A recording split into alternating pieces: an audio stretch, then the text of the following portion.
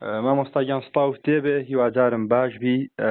پێم خۆشە سەرەتا لەوە دەست پێ بکەین کە تیرۆرکردن یا شەیدکردنی ئیسماعیل هەنیە چی لێکدانەوەیەکی نێودەوڵەتی بە دوای خۆیان هێنێەوە بە تێڕوانینی بەڕێستان ئەم تیرۆرکردنە لە نێو خاکی تاران لە پایتەختی ئێراندا، ینی ئەمە بە تێڕوانینی بەڕێستان بە بێ پرسی ئێران کراوە؟ بەناوی خوای گەورە و میهرەبان، بە تاکید ئەو جۆرە تیرۆرە لە ئاستی ئیسرائیل نییە. ئەنی ئەوە هاریکاریی زۆر گەورەی فەڵایی دەوێت، هاریکاری ناتۆی دەوێت، هاریکاری استخباراتی گەورەی. ئەنی هەر ئەو تیرۆرەی کە سەرکردە کوردەکان توژبوونیان ئەوەی عەبدوڵڵا ئۆجەلان کە هاریکاری باڵای تێدا بوو ئیسرائیل و وڵاتانی گەورە پێدەچی هەر هەمان سیناریۆبی یعنی گەورەیە ئیشەکە. حتا ئێستا نازانم بێ درۆنە یان مهم ئەوەیە ئەقمەصناعیەکان لەو ئیشەی تێدا هەن.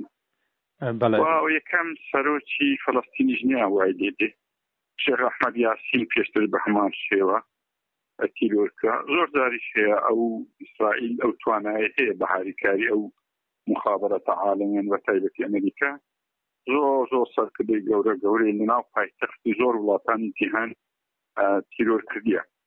بەگشتی ئێمەی کورد وا دەبینین کە بەرەی داگیرکەر زۆر زاڵ بۆ بەسەر بەرەی داگیرکراو، یعنی ئەو مەینەتێکی زۆر گەورەیە لە بۆ هەمومان. یعنی نابێت کەسی خەڵکی کورد ئەوەی پێخۆش بی، دەبی زۆری پێ ناخۆش بی ئەگەر لایەنە دینیەکەش نەبی ئەو لایەنە دەمسەریەبی کە ئێمە میلەتانی داگیرکراوین، ئێمەینە فەڵەستینین تامیلە، یعنی وڵات زۆر ئامازیەکە زۆری.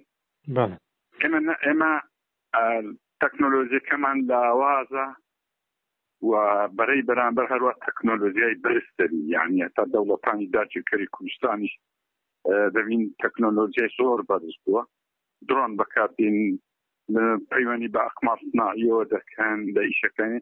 ئێمە چەکەکانمان چەکی میلەتانی بێدەوڵەت زۆربەی چەکی کۆنی قەڕنی هەژدە و نۆزدە بۆیە لە ئەو پێشاتانە زۆر کاریگەر و ناخۆشە لە بۆ هەموومان. بەڵێ مامۆستا، شەیدکردنی ئیسماعیل هەنیە لە کۆتاییدا ئایا پێتان وایە سەدایەکی ناڕازی لە نێوان دەوڵەتانی ئیسلامی بە گشتی و دەوڵەتانی عەرەب بە تایبەتی دروست بکە؟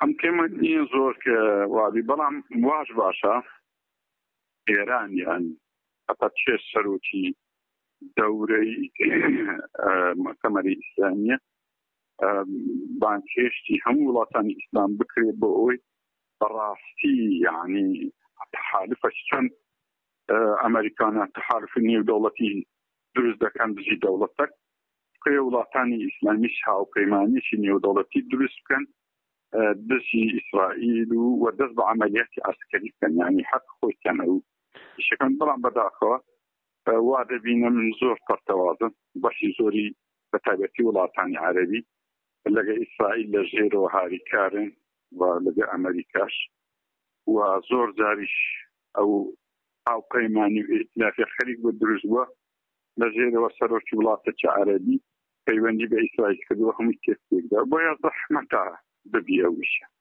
بەڵێ مامۆستا، ڕۆڵی تورکیا لەم معادلەیە چۆنە بێ بە تایبەتی کاتێکە لە ئێستاە ئەردۆگان ڕۆڵی خەلیفەی موسڵمانانە بینێ؟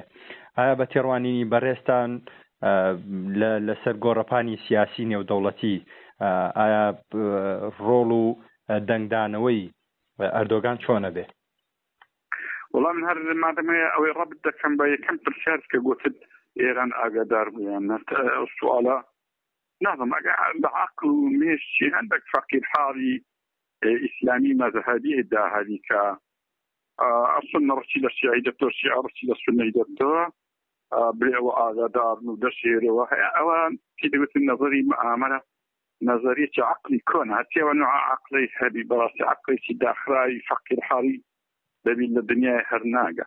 هیچ دەوڵەتێک شتی وان ناکە، نەک ئێران، هیچ دەوڵەتێک ناوخاچ خۆی هاریکاری دەوڵەتەشکە ناکە لەو پێناوی ئەنی ئەوە زۆر دوورە حتا کینیاش لە بۆ عەبدوڵڵا ئۆجەلان هاریکاری نەکردو بەڵام ئەوەندە فەقیر حار بوو وەکو بڵێ خاکەکەی پڕی مخابەراتە لەوەی دەنا کەس دەوڵەت ئیشیوان ناکە ئەوە دەبی ئەوەی دوور بێخینەوە لەوەی لا پرسیار بەڵا ئایا تورکیا چی پێ دەکرێت یان ئێران بەڕێی من جارێ بە ئەوەی دەستشان کەین کە ئێران ئەوەندا هەڕەشەی وا دەکەین بەرامبەر ئەمریکاوانە ڕاستی تەکنۆلۆژی ئێران زۆر لاوازە بەرامبەر ئەمریکا ئەنیوە دەرکەوت ئەمریکا و ناتۆ و ئیسرائیل و ئەوانە ڕێکەون دەتوانن هەموو گورزەک بوەشێنن لەناو تاران لەناو ئەنقەرە لەناو هەر وڵاتێکی سن کاتە وڵاتانی ئیسلامی بە تاران و ئەنقەرەش زۆر لاوازن بەرامبەر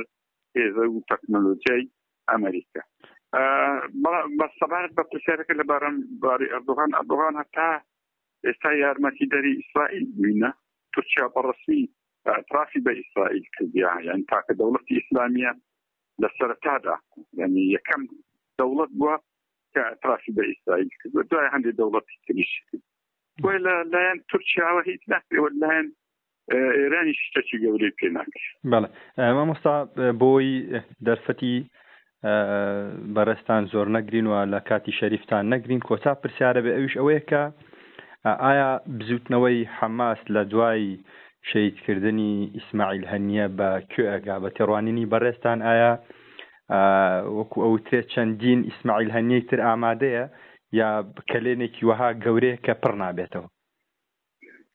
خۆی مادەم حرەکەی عەقائیدی حرەکەی خاوەن مەبادی بە کوشتنی سەرۆک بەکیلۆکردنی سەرۆک هیچی لێ نایە کاتی خۆشی ئەوە یەکەم سەرۆک نییە و ئاخر سەرۆکیش نییە لە پێشەوی سەرکردەوی و کەسی یەکەمەکانیان شەهید بووینە و حەماس هەر بەقووەتر بووە ئەم پێم وایە ئەوجارەش لەو پرۆسەیە دیسان حەماس زیاتر تێگەی لەناو فەڵەستین و لە عالەمی ئیسلامی بەقووەتر دەبێت. بەڵێ ئەشوترا کە گوایە ینی خێزانی ئیسماعیل هەنیە خۆی و ماڵ و منداڵەکەی گوایە لە ڕەفاهێتا ژیاون ینی ئەمە تەسەورەکەین کە ئەم تیرۆرکردنە ئەو نەزەرە و قسانەشی پوچ کردەوە.